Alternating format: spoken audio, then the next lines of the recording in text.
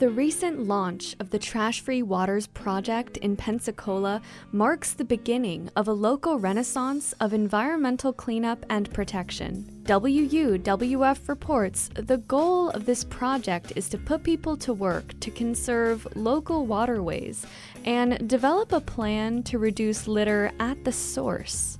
The project by the Pensacola and Perdido Bays Estuary program kicked off Saturday at Jones Creek. Amid temperatures that felt like 100 degrees, 47 volunteers came together to pick up and record nearly 326 pounds of trash and launch a litter capture boom into the creek. A boom, which is almost like a capture net, so it'll attach to either side of the creek, and then when water flows down the creek, it will capture into the net. That's Whitney SCHEFEL, senior scientist for the Estuary program. Really, the main goal of this project is to remediate the trash that is in the waterways. The launch of the boom is the first of many endeavors of the project, funded by a grant from the Environmental Protection Agency. SCHEFEL says the boom doesn't just stop at litter capture.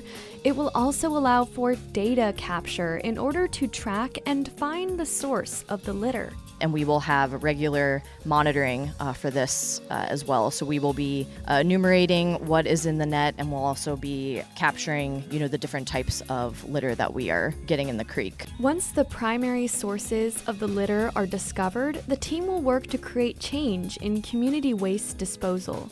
And then we hope to involve businesses and other community organizations to really start to dig into the root cause of, where the trash is coming from and whether or not we can eliminate it from the source. Really reducing the amount of plastic we use in general is really the way to go. Following the launch of the litter capture boom, volunteers from organizations like Keep Pensacola Beautiful and Ocean Hour cleaned up the Jones Creek area and carefully documented and tracked each piece of litter that they picked up. Typically, we're dealing with single-use plastics and styrofoam, aluminum cans, basic what you would find in litter. Dawn Bates is the owner and founder of Osprey Initiative, which provided the litter capture boom.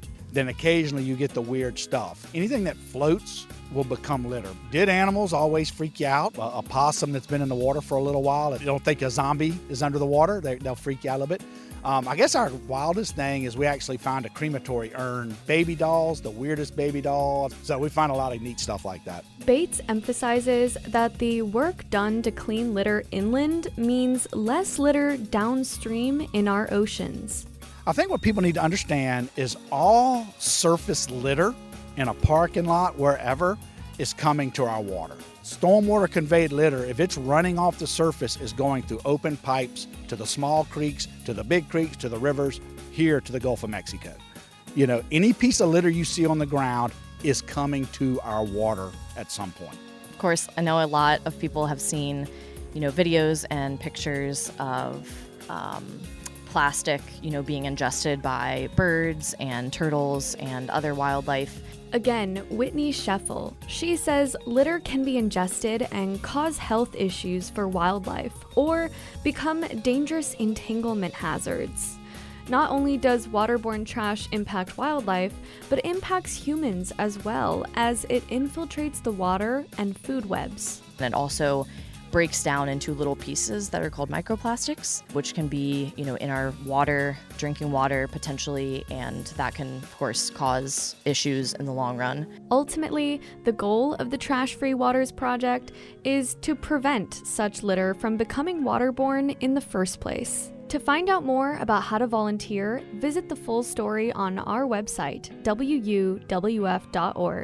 For WUWF News, I'm Sarah Jane Brock.